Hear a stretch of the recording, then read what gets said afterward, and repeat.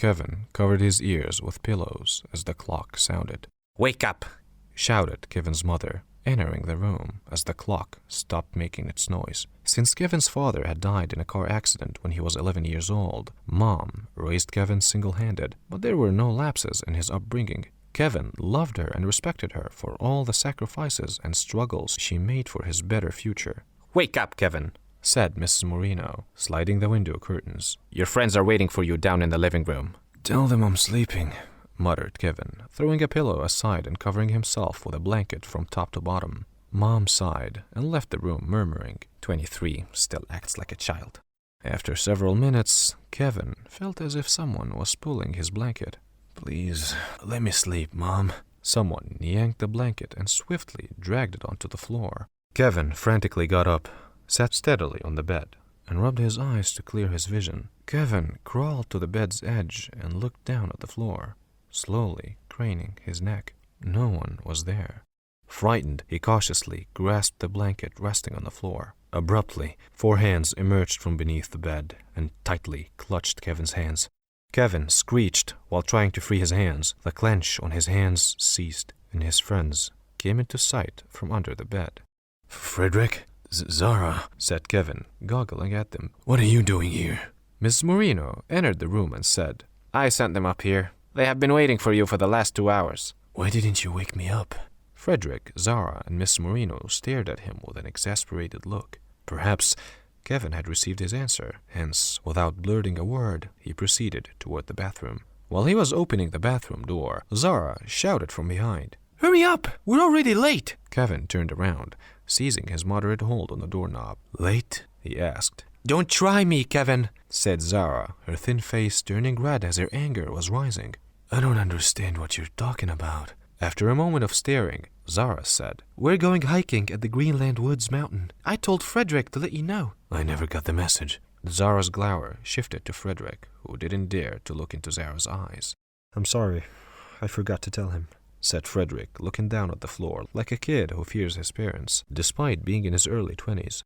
Zara raised her hand, and Frederick pulled his head back, closing his eyes when her hand had almost reached his face. "That's wrong, Zara," said Miss Moreno calmly, as she didn't want to be so hard on her. Zara dropped her hand and walked out of the room, glowering. "You two kiddos always make her upset," said Miss Moreno, frowning.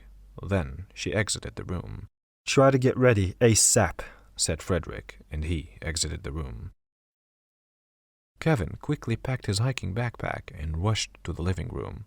"Wait," said Miss Moreno. She handed them a lighter and said, "It is always a good idea to keep a lighter when you visit the woods. It might help to protect you upon a wild animal's attack." "How?" asked Frederick. "Animals fear fire. If you show an animal fire, it won't come near you." "Wow," said Frederick sarcastically. "Thank you so much for your precious advice and—" He raised the lighter up parallel to Miss Moreno's face. "For this." "Don't be funny, kiddo," said Miss Moreno, narrowing her eyes. "We know, Mom, animals have a dread of fire," added Kevin swiftly. "But I don't think all animals have a terror of fire. The same way not all humans fear every animal." "I don't care what you think, kiddos," said Miss Moreno, sharpness in her voice as she was strictly ordering them. "Keep these lighters safe with you, in your pockets." "All right," said Kevin, sighing in disbelief, and he put the lighter in his cargo pants pocket. After him, Frederick put the lighter in his sweatpants pocket. "Thank you so much, Miss Moreno," said Zara, giving her a hug, then kissing one another on the cheek. They separated, and Zara walked to the exit, putting the lighter in her jeans pocket. After 3 hours, Kevin, Frederick, and Zara were near Greenland Woods Mountain at the far end of Pennsylvania. On a warm summer day in June, riding in a convertible Ford Mustang while listening to music at low volume, with the exordium of a zigzag road to the woods, their cell phones lost the networks. "Fuck!" shouted Frederick as he accidentally seized the GPS while trying to change the song. "Relax, buddy," said Kevin while sitting like a king in the back seat. He tried his best to retrieve the location on the GPS map on his cell phone, but he failed as well.